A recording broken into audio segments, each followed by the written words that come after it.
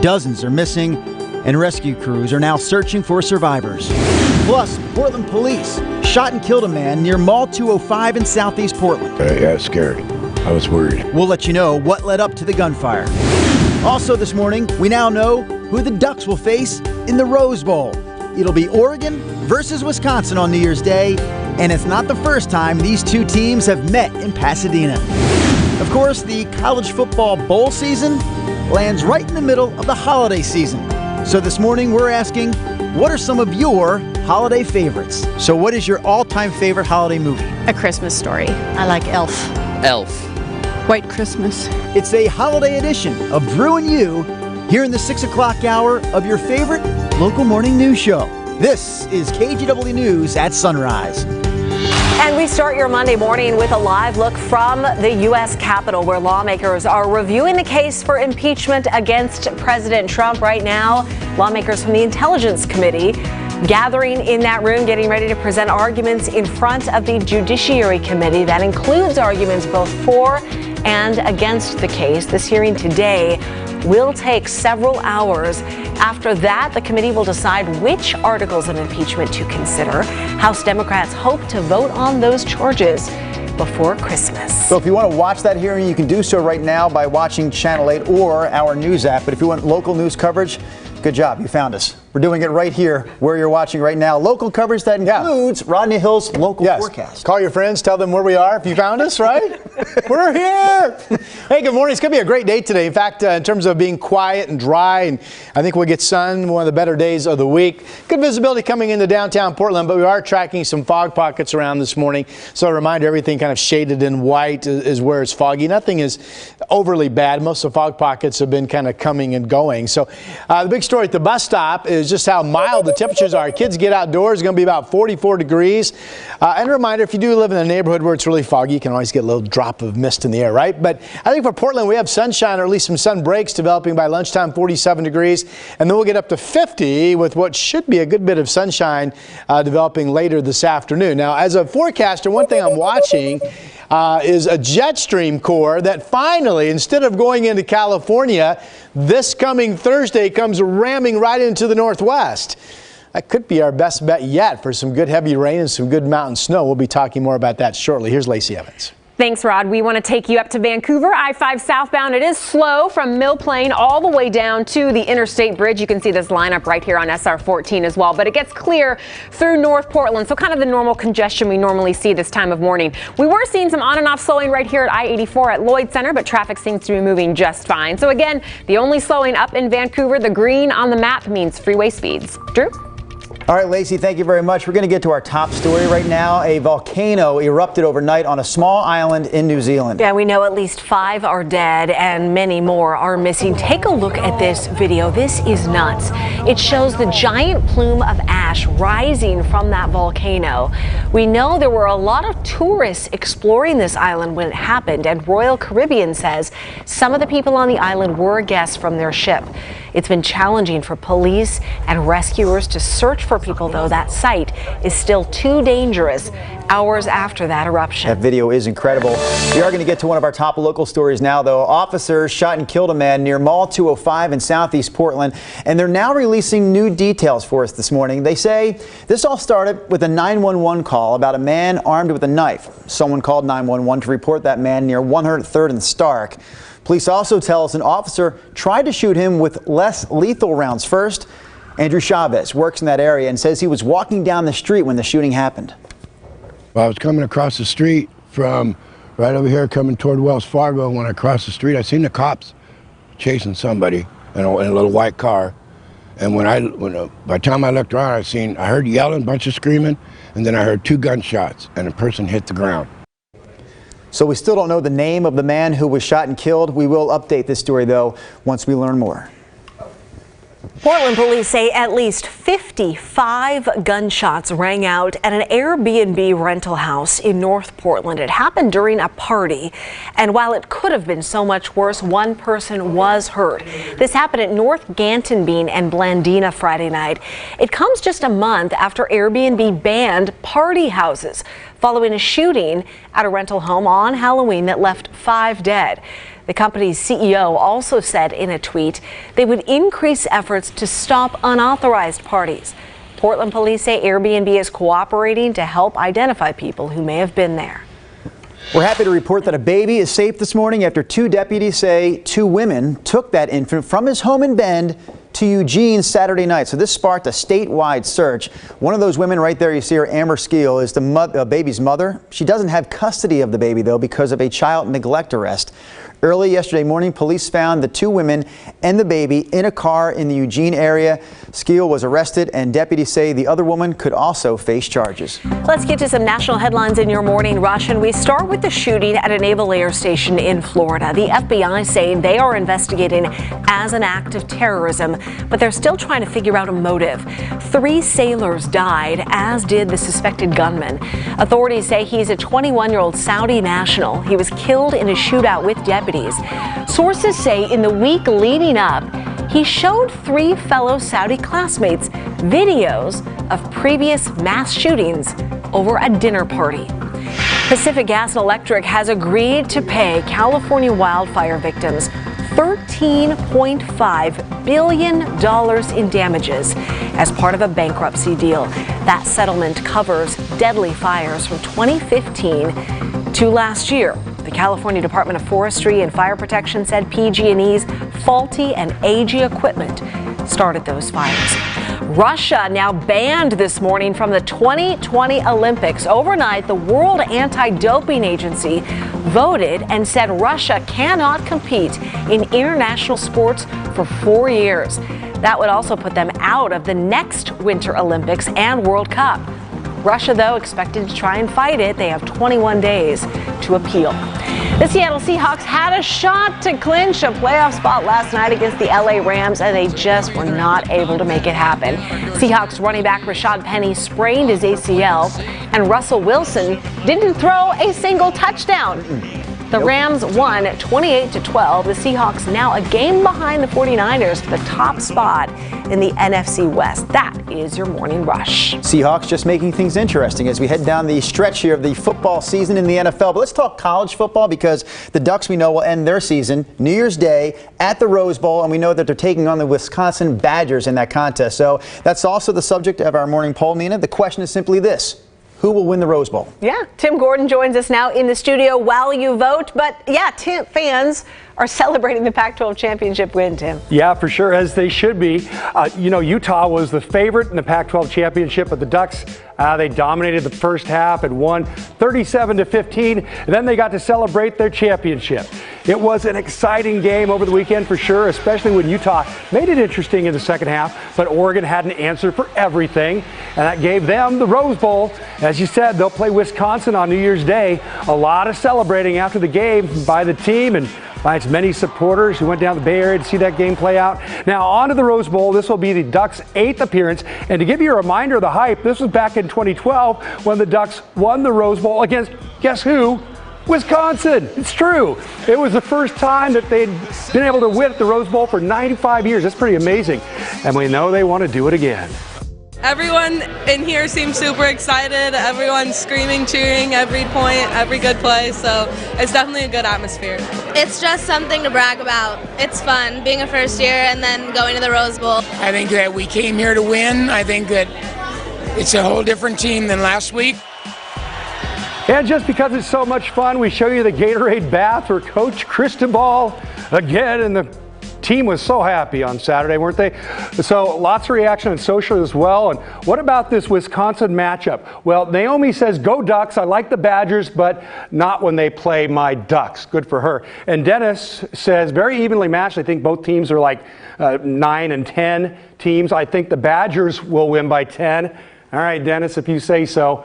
Larry has a different perspective. I was hoping for Penn State. There's a lot of that out there. Everybody wanted to play Penn State, but I know we'll win against the Badgers. Go Ducks. And then we got James saying, just want to see a good game. If the Ducks play like they did, it should be a W for sure. And I just had to throw in the baby Yoda too. Didn't say anything about the matchup, but isn't he so cute in his little Ducks gear and roses? Yeah. I think he's saying go Ducks there with what he's wearing. So Go Ducks. king of the internet there. I love Yoda. I wonder why fans would rather play Penn State than Wisconsin. Penn State beat Haven't Wisconsin. done it though before. Maybe it's because we played Wisconsin. Yeah, I think Maybe. they beat us last time, and they want revenge, is what I was Penn State hearing. and the Alliance. Yeah, Penn State way back beat in the us. day. Yeah, back in the day. 25 Back years ago. some time ago, yes. We got to let that one go. Yeah, we got to. You know, but hey, Rose Bowl, last 2 Rose Bowls the Ducks have played, and again, they beat Wisconsin in 2012, and then 2015, they crushed Florida State University. So, you know, we've got a good track record down there in Pasadena. Yeah, and I like people's voting. 82% of you saying yes, Oregon is going to win. So let us know, what do you vote for at kgw.com/vote, or click on the vote tab in our app.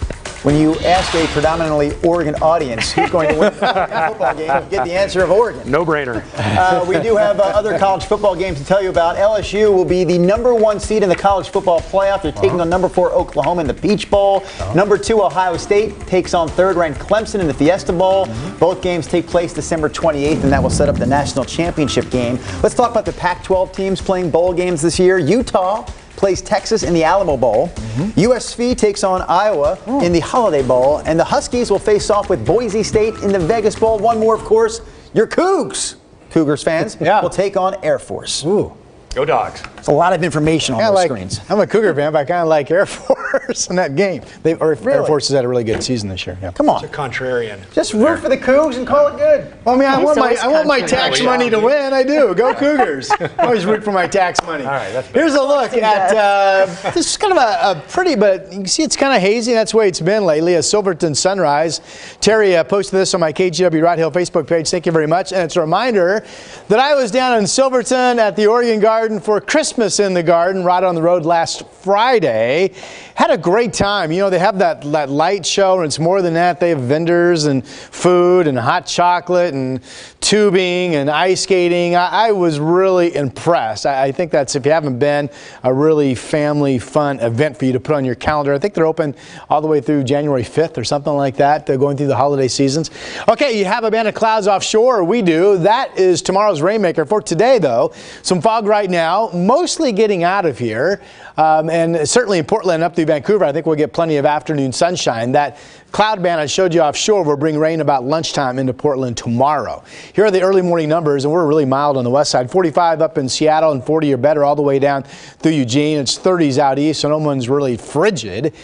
And depending on how long it takes you folks in the Mid-Valley, Salem, down to Lynn County to get the sun, you will only be in the 40s today, but areas that get the sun by lunchtime should hit 50 degrees for a high temperature. And real quick, the big story is this jet stream cord that appears to be taking aim at us. We might get blasted with rain on Thursday and Friday. Lacey? Hatches, I guess. That sounds scary. All right, here's a look at the traffic map. Nothing really scary out there right now. You can see all the green. That means speed limit drive. We do have a crash, though, on I-5 southbound, or I'm sorry, it's a stall, rather, right here on the Markham Bridge. The left lane is blocked, but you can see it's really not causing any delay this morning. We do have a delay, though, up in Vancouver. I-5 southbound heavy from SR 500 all the way down to the Interstate Bridge. You're just going about 25 miles per hour. But once you get across the bridge, it is clear through North Portland. Drew? All right, Lacey, thank you. I need to take a moment to let our viewers know how easy it is to give to the Great Toy Drive this year. Nina, ask me, how easy is it? How easy is it, Drew? Oh, Nina, it is so easy. All viewers have to do is go to kgw.com/toy and click on the Amazon button you'll see there. That will take you to our Amazon wish list. You can buy a toy for a child. That toy will be delivered right here to our station, and we will make sure that that toy ends up in the hands of a local child come Christmas morning. Of course, you can always drop off new unwrapped toys in person at the downtown Portland Regions Blue Cross Blue Shield office, or a local IQ Credit Union branch, or at any local Toyota dealership. Okay, it is the great straw debate, paper versus plastic. You know, some paper straws can get just gross and don't work. So Molly Hunter went to the biggest paper straw factory in America to find out how they are trying to make them better. It was a terribly disgusting experience. Paper gets soggy when you put it in liquids. Let's try this again. It's one of the most divisive, paper straws are evil, most controversial issues in America today. Definitely one of the worst inventions ever. Paper straws, love them or hate them, grow more prevalent every day. Businesses and local governments across the country are trying to cut down on the environmental impact of the non-degradable plastic versions. Back in 2018, Seattle became the first city to ban the use of plastic straws. Then came California and DC and Oregon. Now more than 36 bills pending in 22 states. Aardvark Straws in Fort Wayne, Indiana is America's biggest producer of paper straws. We store them here and then we deliver them to the machines here. They say paper straws aren't bad, but you have to use them differently. Is this even working? Don't jam it, don't stir your ice around, don't bend it over the top because it won't go back to its original format. So how do you wage the PR battle against paper straw haters out in the world? Educate them that it's a slightly different experience, and you have to educate them that they're going to have a bad experience if they use a bad product. The bad products, Aardvark says, are cheap foreign-made straws flooding the market, giving them a bad rap. And the bad taste left in consumers' mouths has led to accusations of government overreach as more bans come into effect. The president's re-election campaign even taking a side, now selling Trump-emblazoned plastic straws, claiming liberal paper straws don't work. Still, many consumers remain a bit confused. I just wonder if it's less good for the environment to use 7 paper straws per drink versus 1 plastic straw. Just doesn't make any sense to me. For environmentalists, going paper is a positive step, however imperfect. Paper will degrade in soil or in water, whereas plastic, it just breaks apart into smaller and smaller pieces. Last year, Aardvark increased its production, moving to a facility triple the size to meet demand. And they're working to make their product even better. We've spent 10 years getting the paper straw as strong as it is today and strongest in the world. We know that there's a next generation out there that has a stronger, even longer lasting experience, as well as one of the main complaints of consumers is they don't like the papery taste on their lips because they're used to plastic, which has no taste. Has no taste. Aardvark's message to the haters: their straws don't suck. Molly Hunter, NBC News, Fort Wayne, Indiana. We do have some sad news out of Hollywood this morning. The legendary puppeteer behind Sesame Street's Big Bird and Oscar the Grouch has died. Carol Spinney was 85 years old. He's considered one of the geniuses behind Sesame Street. He joined 5 decades ago in 1969. Over the weekend, fans of the show placed flowers and Big Bird toys on his star at the Hollywood Walk of Fame. Spinney retired as Big Bird back in 2018, just last year, but of course the character still lives on in the show. The Golden Globe nominees are out this morning. Marriage Story tops the list with 6 nominations, including Best Picture. I haven't watched that one yet. It just came out. The lead actors in the Netflix original, Scarlett Johansson and Adam Driver, both nominated for awards as well. Joker and The Irishman are also among the nominees in the drama category. Those are just a handful of the movies and big names. You can find the full list on our social pages. And we also want to mention a movie with some big local ties that got nominated. Missing Link got a nomination for Best Animated Movie. It was produced by Leica, a studio based in Hillsborough.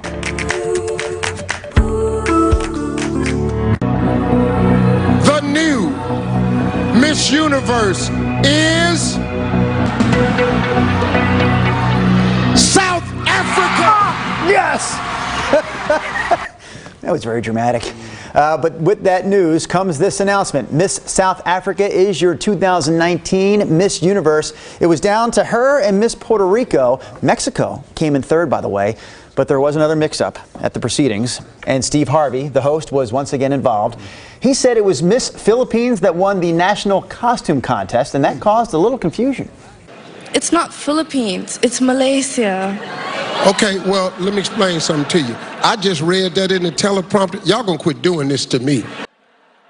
And by that he means, well, we'll talk about what he was talking about in a moment. Miss Philippines did, by the way, win the national costume contest. That's her right there. So Steve Harvey was correct in announcing that, but for some reason they had Miss Malaysia up on stage instead of her. Holy cow. Yeah, Miss Universe tweeted out afterwards, Steve Harvey had it right. It was not his fault this time because you may remember back in 2015, Steve Harvey accidentally announced the actual wrong winner of the entire This poor guy contest. gets still swept up in this stuff. I mean, they moved the wrong lady out there. Apparently they need a new stage manager. That position probably posted online right More now. embarrassing for him and for her. One of the all-time, though, one of the all-time most widely seen TV flubs. Yeah. Misannouncing the winner of the Miss Universe competition. Let it go, man. You keep pounding that into the ground. Poor Steve. All right, help me let it go. Talk about weather. Which reminds me, we saw Frozen 2. Let it go, Frozen 2. Okay, How here we was it, go. Rod? It wasn't as funny as the first one, I didn't think, but my daughter liked it better. So go to the movies, be the judge. Here's our school bus stop forecast. Foggy areas out the door this morning. 45 though, nice and mild. Winds are light, and most of us, certainly Portland and up through Southwest Washington, will be getting developing sunshine. I have temperatures hitting 50 degrees. The forecast map minus some fog pockets. No issues traveling. It's a dry afternoon. 40s out east and about 50 degrees in spots here on the west side. Tomorrow it's afternoon, evening showers. Wednesday's dry. And then right now, Thursday into much of Friday looks to be absolutely steady rain. All right, birthday time. We start with Stella, who is 11 years old. Happy birthday to you. Alexis coming up next.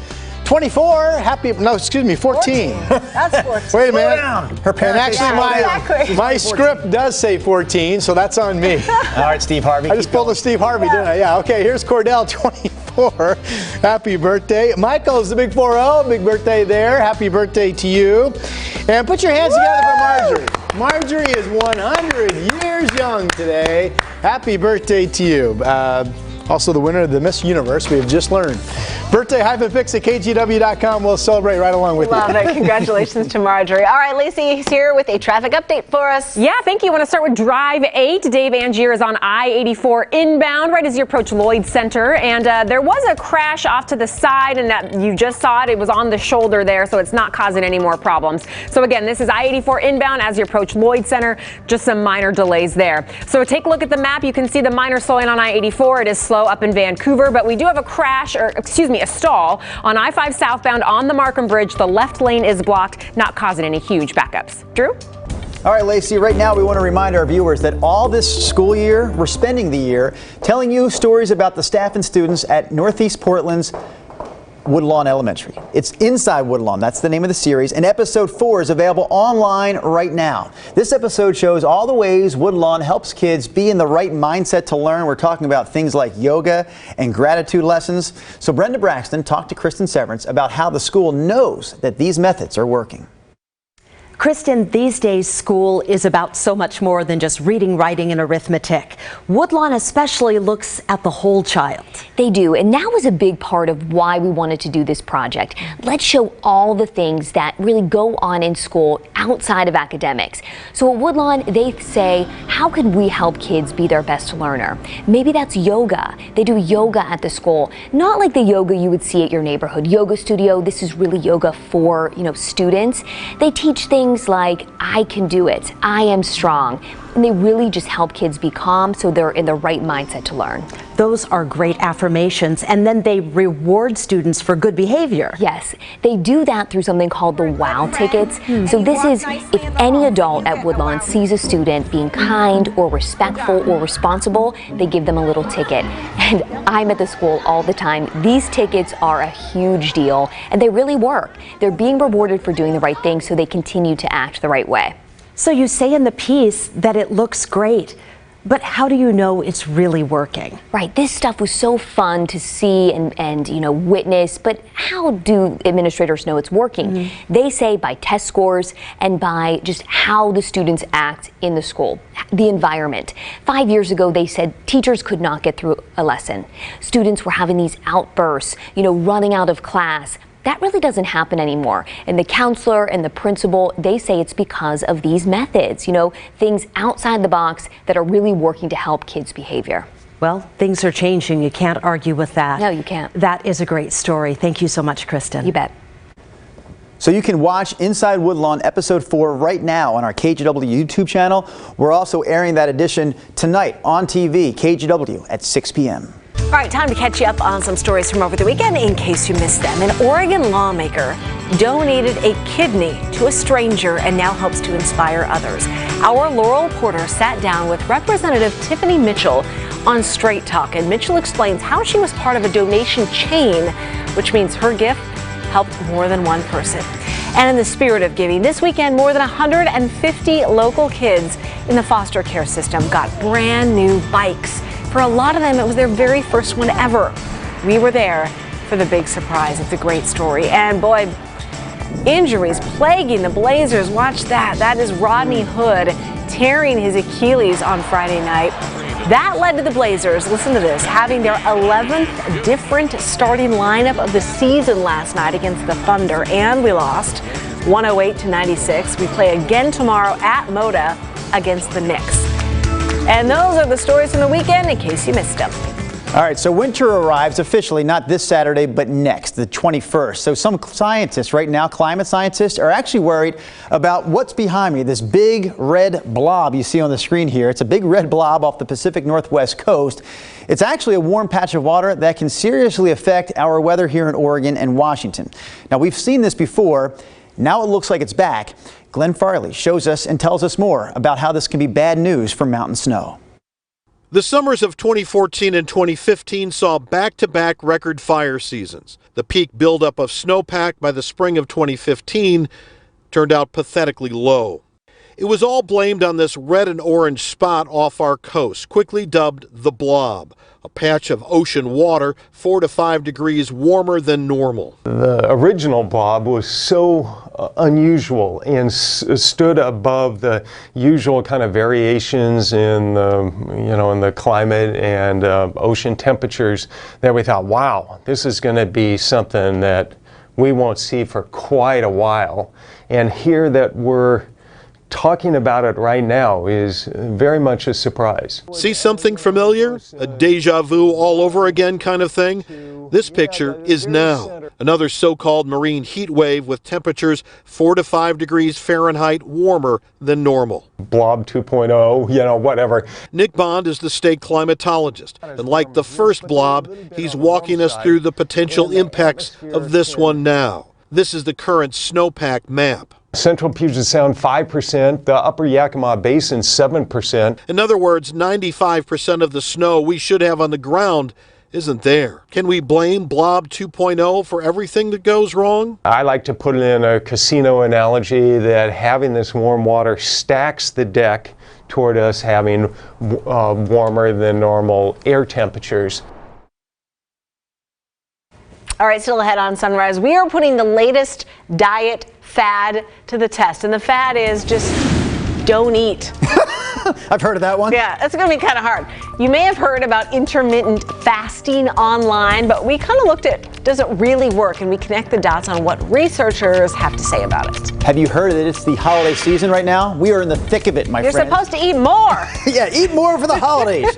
Christmas Eve, 2 weeks from tomorrow. So I hit the streets of downtown Portland to ask people about their holiday favorites. Like, what's your favorite holiday event? Favorite thing to eat or drink during the holidays? Favorite holiday movie?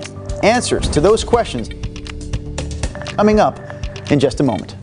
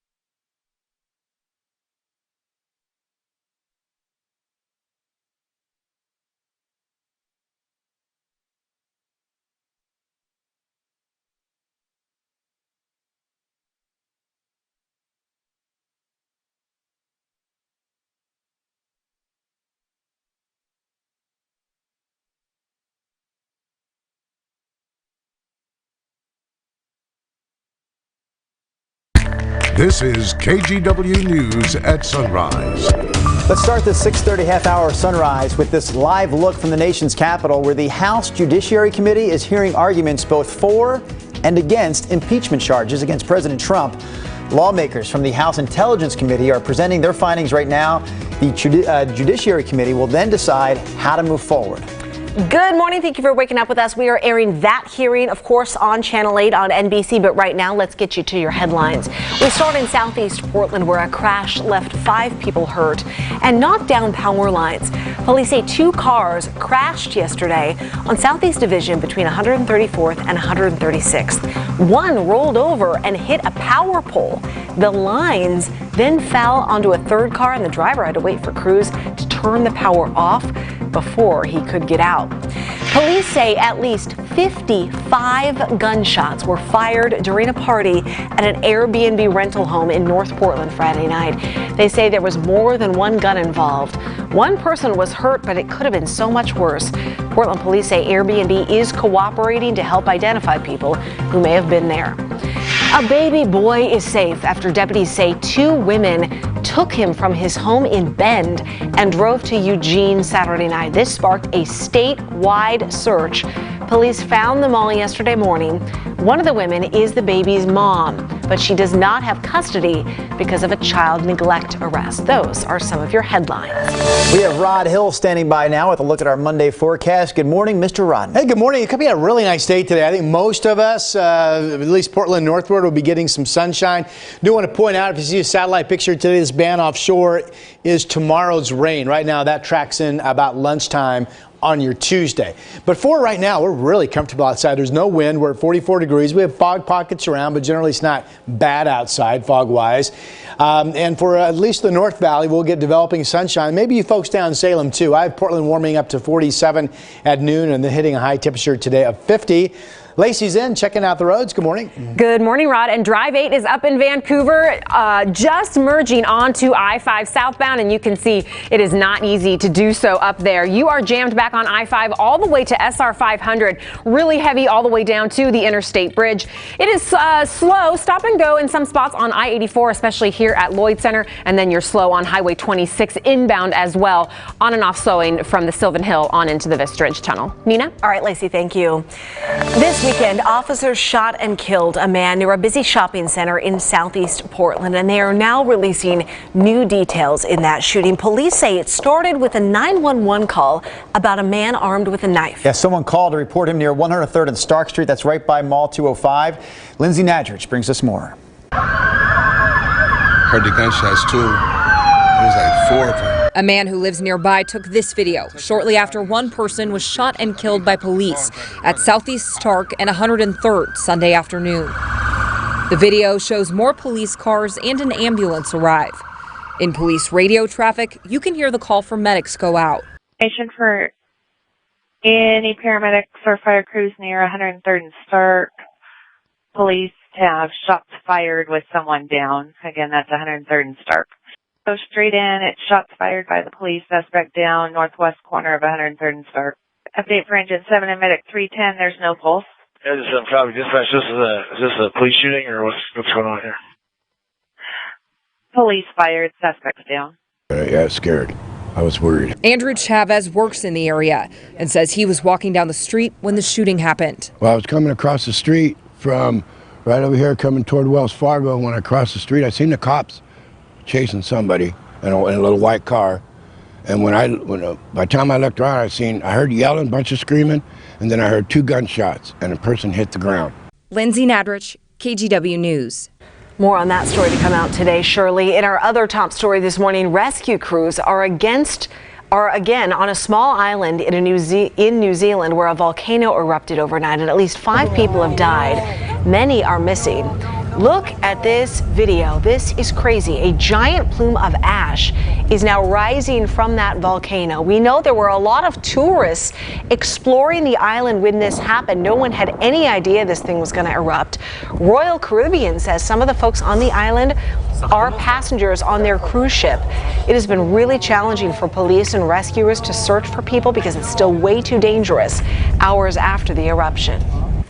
We're also learning more this morning about Friday's deadly shooting at a naval station in Florida. So the FBI now says they're investigating this as an act of terrorism, although they're still trying to figure out a motive. 3 sailors died. So did the suspected gunman. Authorities say he's a 21-year-old Saudi national, and he was killed, I should say, in a shootout with deputies. So according to a U.S. official, the Saudi gunman had apparently gone on Twitter just before the shooting, accusing America of being anti-Muslim. Over the weekend, Florida's governor spoke out. I've just spoken with a lot of folks throughout, Florida about, I think there's a frustration with this. You have foreign military personnel coming to our base. They should not be doing that if they hate our country. The governor also said that the Navy is possibly working to recognize the heroic actions of those who were killed. 3 local skate shops were hit by break-ins at really one of the worst times of year. Some of those shop owners say it has taken a huge chunk out of their holiday sales. KGW's Brittany Falkers talked to them and found out that they're still keeping a good attitude with some help from the community. People come from all walks of life to be accepted by skateboarding. Skateboarding in Portland is more of a family than a sport, and local skate shops are at the heart of it. Everybody knows everybody. Skaters who work at other shops skate here, and vice versa. That's why a string of burglaries over the past month hit hard. Oh, it sucks. We all live modestly. We all have side hustles to make rent and just make sure we can stay here in an expensive city. Do you got a pass, or you gotta just do 2 hours? Matt Collins is the owner of Commonwealth Skateboarding in Southeast. The indoor skate park and shop played host to the first of 3 break-ins. In late October, the front door was smashed in. It's happened before, but the thieves made off with more merchandise this time around. This time we had a whole section of our shop gear stolen, which, we just spent a lot of cash on it, and then to not have it takes a big chunk out of our Christmas revenue and stuff like that. Just a couple of weeks later, CalSkate in Old Town had their storefront window bashed. You can still see shards around the frame. It's just really, really sad to see people taking advantage of locally owned working class businesses. After the initial thief busted in, others shuffled their way through the glass, grabbing whatever they could. The shop manager says police did arrest one woman, but she wasn't the person who broke the window, which cost the shop about $4,000 to replace. We won't be intimidated or pushed out of our space by anybody. We're going to continue to be here to serve the skateboarders of Portland, and we're never going to be a store that's going to have roll-open doors or bars over our window. The most recent burglary happened here at Smart Collective in the Foster neighborhood early Friday morning. Security cameras caught the thieves just outside. The crooks cleaned out about 75% of the shop's inventory, adding up to about $7,000. The owner tells me insurance should help, but he won't be able to recoup that merchandise in time for holiday shoppers. Police have not said if these cases are connected, but each of these shops say the break-ins will put a dent in holiday sales. These guys are staying surprisingly positive, supporting each other through it. The reality of it is these shops may be our competition, but really, they're our brothers, Anytime it happens, we'll always go spend money at their place because they need it, and nobody wants anybody to go out of business because we're all just trying to make sure the community stays afloat and nobody loses their lease or their business or their home. In Portland, Brittany Falkers, KGW News. That is so tough. Okay, let's turn to sports really quick because we want to get you to your morning poll. So the Oregon Ducks going to the Rose Bowl for the first time in 5 years. They are playing the Wisconsin Badgers on New Year's Day, the same team they beat in 2012. So we want to know, who do you think is going to win? Wisconsin's pretty good. But so far, 69% of you say the Ducks are going to win. And 33% say the Badges are going to win. You want to vote? Go to kgw.com/vote or click the vote tab on our app. Yeah, those results are moving a little. When we opened it up last hour, there was 88% of the people were saying Oregon. Anyway, still time to weigh in is the bottom line. We are going to stick with the football conversation now because the Seattle Seahawks had a shot to clinch a playoff spot last night against the Rams. They did not clinch that spot, though. This game got off to a shaky start for the Seahawks. Actually, a rough start. Rashad Penny right there going down with what's now being called a significant ACL sprain. Things did not get better from there. Russell Wilson beat up all night long. He was sacked 5 times. He threw an interception, did not throw a single touchdown. The Rams eventually won this game, beating the Hawks 28-12. This was actually the Seahawks' first road loss of the year. They're now 1 game behind the 49ers for that top spot in the NFC West. We do want to talk about Rod Hill's favorite NFL team for a moment, the Kansas City Chiefs, because they almost had to forfeit their game against the Patriots last night. Here's why. Their equipment somehow got rerouted to New Jersey instead of New England. Ooh. Lucky for them, the missing gear did arrive just a few hours before the game's kickoff, and they played the game. And they won the game. They beat New England last night in Foxborough. And in case you're wondering, that was a 21-game winning streak at home for the Patriots that is no longer, thanks to Rodney Hill's Kansas City Chiefs. Some truck driver is in trouble. Okay, in this morning's Talker, we are bringing back that controversial Peloton ad. We first told you about it last week. Well, now Portland-based gin company Aviation poking a little fun at that commercial. Lacey is showing us why lots of people are talking about this one. Yeah, Nina, to appreciate the new ad, we have to start with a look back at the original. It shows a woman looking slightly panicked at the thought of her husband's Christmas gift, a Peloton bike. A year later, she seems really happy with the gift. People called this ad everything from sexist to just flat out awkward. Well, that's where Aviation Gin stepped in. Actor Ryan Reynolds bought Aviation earlier this year, and he tweeted this ad out. It stars the same actress downing gin at the bar. This gin is really smooth. Yeah. We can get you another one if you like. You're safe here. To new beginnings. To new beginnings. And his tweet came with the caption, "Exercise bike not included." This video has nearly 8 million views. So people love drinking, but when you start talking about exercise, it gets a little awkward, apparently. I guess that's your takeaway. Yeah, that's my takeaway. She's had a rough week, you know, so she needs a drink. Yeah, that actress. She got a lot of backlash for it, but she was just the actress, right? She didn't have anything to do with writing the ad. Taking a paycheck. Yeah, I like that. I didn't know Ryan Reynolds owned I thought he just bought one of their products. No, he bought the company. Years ago. Yeah, he really liked it. It's good company, that Aviation Gin. I like the bottle, the container, the glass there. Oh. Never mind what's in it. Very charming. Rod, what's in your forecast? Is it my turn? Yes. We have Santa. It's pretty good. And Murphy. Oh. Murphy's our dog of the day. Santa is simply Santa. Use the hashtag KGW dog of the day. You post them, we find them, and we share them.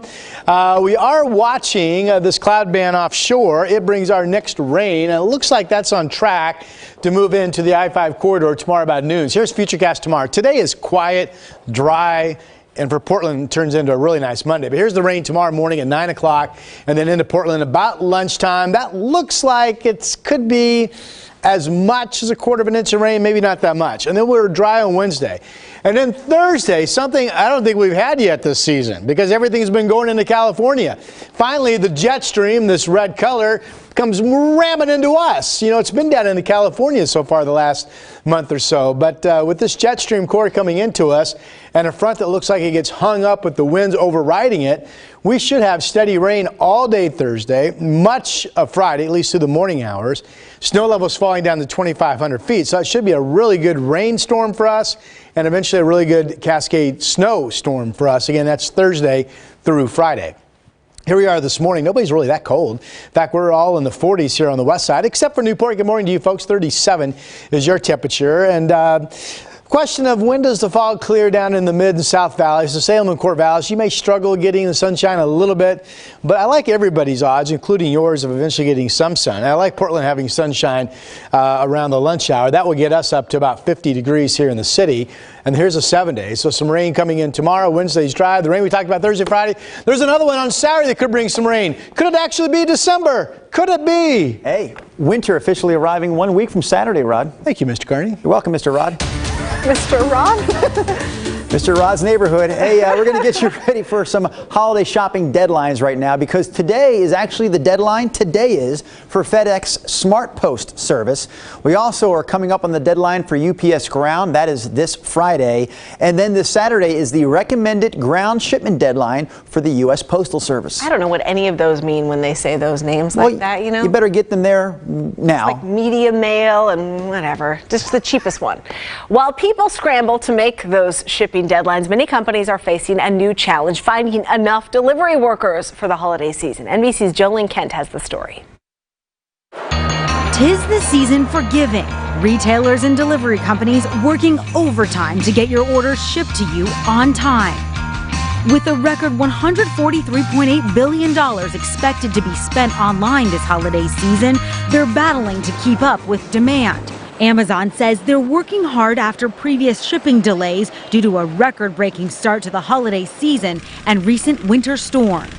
Another big problem, a shortage of workers. Friday's jobs report revealed there are more than 1 million positions that remain unfilled. What we still see is job openings outpacing overall ability to fill the jobs. The worker shortage is extending from Main Street retailers to the open road. A record 60,000 truck driver jobs are waiting to be filled. The most acute labor shortages are actually in these sort of temporary holiday hires because people already have permanent jobs. We're starting to see really this movement to online hit a tipping point in terms of retail. UPS has hired nearly 100,000 extra seasonal workers, but tells NBC News that, quote, in some pockets of the country where unemployment is at its lowest, the company still has open seasonal positions. FedEx is hiring 55,000 holiday employees, a 10% increase over last year. Retailers are offering extra pay and perks. Kohl's giving workers a 15% discount on purchases in store. Macy's offering 20%. Okay, give us 1 minute, okay? Temporary work can sometimes lead to big things. Sadia Anwar started at Best Buy as a seasonal worker. Awesome. Now she manages the entire store. Best Buy has some great perks for seasonal employees. Some of the best perks are actually competitive pay, great employee discount. With 6 fewer days between Black Friday and Christmas compared to last year, experts suggest ordering early to make sure your packages arrive on time. Otherwise, you may need to put in an emergency call to Santa and his reindeer. For today, Jolene Kent, NBC News, Los Angeles. Well, the holiday season is colliding with the flu season this year. In fact, the flu season is off to its earliest start in more than 15 years, and it's already turned deadly around the country with 6 children dying from flu-related complications. Hospitals are treating a lot of patients 65 and older as well for the flu. The state's seeing the most flu activity so far in the South. But still, Oregon is seeing a higher number of cases this time this year than this time last year. Experts say since the season is just getting started, it is not too late. Still not too late to get that flu shot. I know. All right, better sleep and better abs. You just can't eat for like a lot of the day. That helps. Yeah. No, come on. Pretty hard. Intermittent? But intermittent fasting, it sounds like it works. So if you're on a health and fitness journey, listen up as we connect the dots on this popular eating trend. New research shows a popular new diet fad could actually work. Let's connect the dots. If you have been anywhere on social media lately, you've probably seen people talking about intermittent fasting. Basically, it's when you limit all your eating to a 10-hour window. In a small new study at the Salk Institute, researchers tested intermittent fasting on a group of people who were pre-diabetic, which means their weight, blood pressure, and cholesterol were such that they were one step away from developing type 2 diabetes. After 12 weeks on intermittent fasting, the people lost, on average, 3% of their body weight. Their blood pressure fell and cholesterol improved. A great sign that this fad might be the real thing. But keep in mind, this study was very small and there was no control group, which means a much larger and controlled study needs to be done. That's your Connect the Dots. All right, of course, it is difficult to talk about eating better during the holiday season. This week on Sunrise, though, we have a great segment from Christine Pitawana. She at the grocery store with a nutritionist. They're going to talk about the foods that we all think are healthy. Well, they are. But no, Rod, that's the thing. Those foods are not healthy. I don't believe you. Well, you don't have to believe me. You have to believe Christine Pitawana. She's trustworthy and she has the story for us, including alternatives that you can choose during the holiday season. How about this, Rod? Did you see this? Jenny from the Block killing it Saturday nights on Saturday Night Live. J-Lo hosted for the first time in 10 years, and not only was she high kicking it there with the Radio City Rockettes, she also brought back the iconic dress.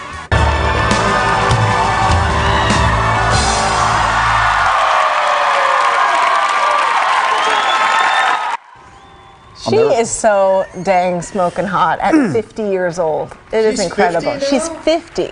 She was smoking hot at 37, too. She was. She's amazing.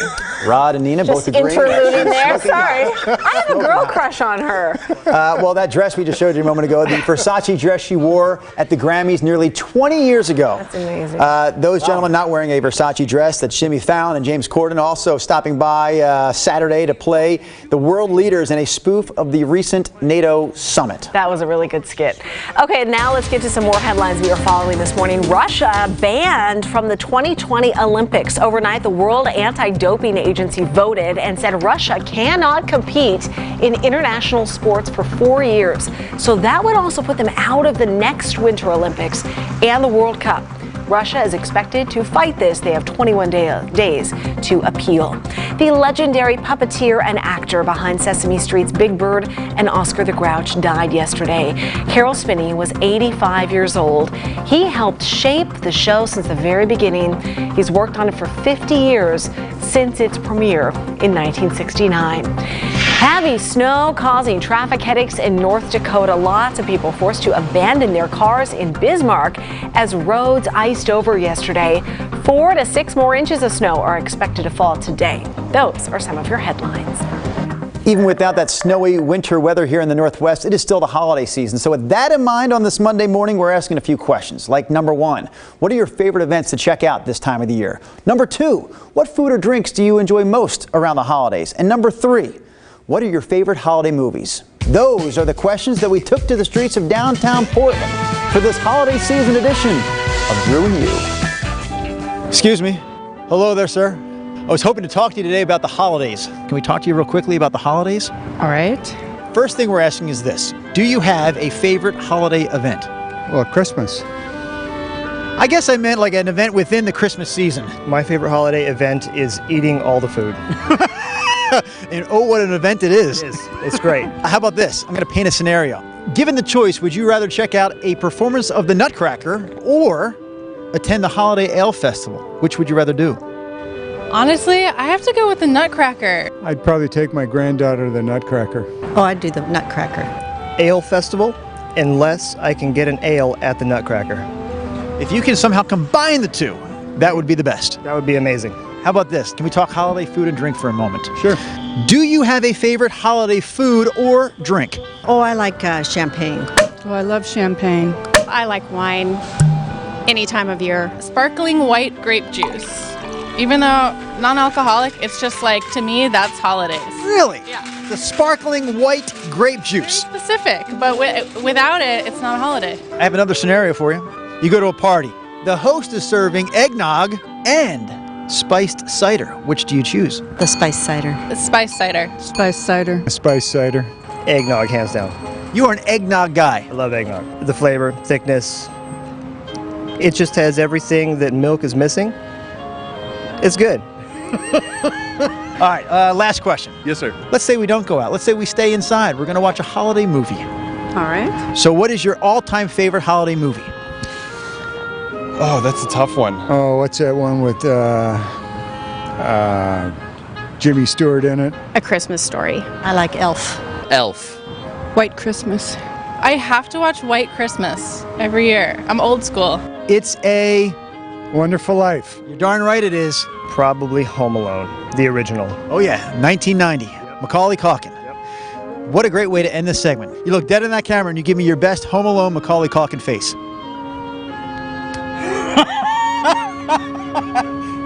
That guy was fantastic. That's the kind of person you want to run into on the street when you're doing a segment like that. I like it. I asked Rod, though, real quickly, can you tell the audience what you just told me a moment ago? Rod Hill just revealed really the difference between wine and grape juice. Well, the one lady likes the sparkling grape juice. Yes. And I thought, I love grape juice. Grape juice is always good. Wine, maybe it's good, maybe it's not. But grape juice, always money. Always money. Just like your forecast. Hot takes here on Sunrise, people. We think about these things for a long time before we deliver them to you. Yes. That was fun. I enjoyed that. All right, our bus stop weather. Nice day coming up. Foggy areas out the door. Mid-40s. There's no wind. It's really comfy. I do believe we will get the sun. Of course, yesterday we did not. I think today we will. 47 at lunchtime. We'll go on at the bus stop to be about 50 degrees in the Rose City when the kids get out of school. And it is a dry forecast map this afternoon. About 50 for some of us on the west side. Cooler out east.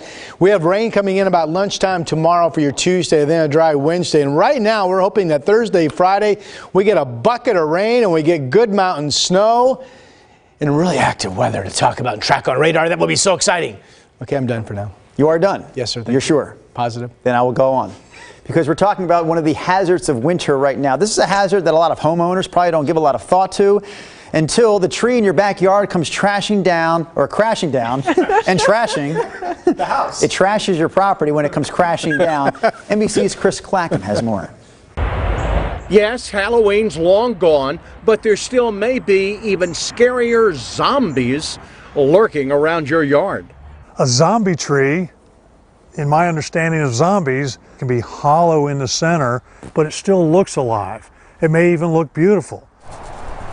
But that beauty can be particularly hazardous during the months of winter when the weight of snow, ice, freezing rain, as well as howling winds can easily bring an already weakened zombie tree crashing to the ground. It's lurking. It's waiting for the opportunity to fail. Patrick George runs a tree care company in Charlotte and says winter's the most stressful season for all trees, so a pruning party might be in order. It doesn't have dead limbs in it. Are those limbs big enough to change my day or change my life? Then I want to do something about it. And now's the time to do something to preserve the tree's life and maybe yours. Chris Clackham, NBC News. All right, we want to check out what you were up to this weekend with some viewer photos. Tracy went to the Festival of Trees at the Oregon Convention Center. Lots of great ideas for holiday decorating. Matthew saw the Christmas ships over in Newport. Wow. How beautiful. Yeah, they also do that on the, Columbia and the Willamette. And the Willamette. Okay. Lots of football fans showing spirit this weekend. This is Lorna sporting her Seahawks Christmas sweater. Love that. And Nancy went down to the Pac-12 championship game to root on the Ducks. Keep sending us your photos. Just use the hashtag KGW Sunrise. Beautifully done there, Nina. Lazy? Yeah, look at traffic as you rush out the door. It is heavy out there, so a lot of reds, a lot of oranges on the map here. I-5 southbound on the Markham Bridge. Just got word that this stall cleared, but you can see a lot of congestion on I-5 southbound through the Morrison Bridge area, the Rose Quarter, and that caused a huge backup on I-84 as well. So definitely give yourself extra time coming in from Vancouver and coming in on I-84 westbound.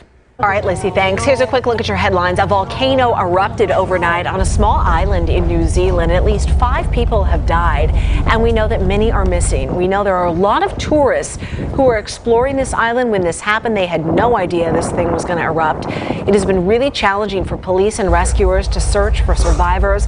That site still too dangerous. We should learn more from police today after officers shot and killed a man near Mall 205 in southeast Portland yesterday. Police say it all started with a 911 call about a man with a knife near 103rd and Stark. Police also say an officer tried to shoot him with less lethal rounds first. We still don't know the name of the man killed. The Seattle Seahawks had a shot to clinch a playoff spot last night against the LA Rams, and they just weren't able to make it happen. They blew it. Seahawks running back Rashad Penny sprained his ACL. Russell Wilson did not throw for one single touchdown. The Rams won 28-12.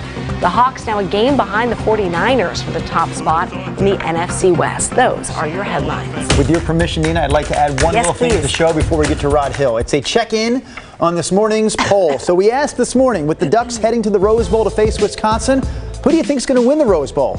The Ducks or the Wisconsin Badgers? So far, we have the majority, 66% of you saying the Ducks. Go Ducks! You can still vote in this poll. Go to kgw.com/vote or click on the Vote tab in our news app. Yes, we're going to be talking about that on the stream this morning. Oh, we are? About football? Yeah. Awesome. Oh, Rod's favorite I topic. watched a lot of football over the weekend. All right, here we go. We have a nice Monday coming. There's some question as to when and if the fog down Salem or even more so down in Corvallis and Albany clears. Otherwise, we'll get afternoon sun. Portland hits 50 degrees, light winds. Tomorrow, that rain tracks into the Rose City about straight up noon. That could be a 2/10, maybe a quarter of an inch of rain. Wednesday's dry, but then comes the big mama. Thursday, Friday, the jet stream takes aim. Finally, should be over an inch of water for us with steady rain Thursday night through Friday morning. We're hoping snow levels dive down to about 2,500 feet during those 2 days and that we get maybe a foot or two of snow up in the Cascades. A weaker system keeps the rain machine going on Saturday. The rain machine is well rested. So if we could just get this thing going, we should get some rain. What we should get going right now, though, Rodney, is Sunrise Extra. Again, the topic of conversation today, Nina, will be Duck football. We're going to be talking about the Rose Bowl. Rose Bowl. And also second finger. Bring me a second finger. Paper versus plastic straws. How much do you hate those paper straws? I don't hate them. Drew doesn't like the metal ones. What are we going to do? Straw talk coming up on Sunrise Extra. Thanks for watching us wherever you found us this morning.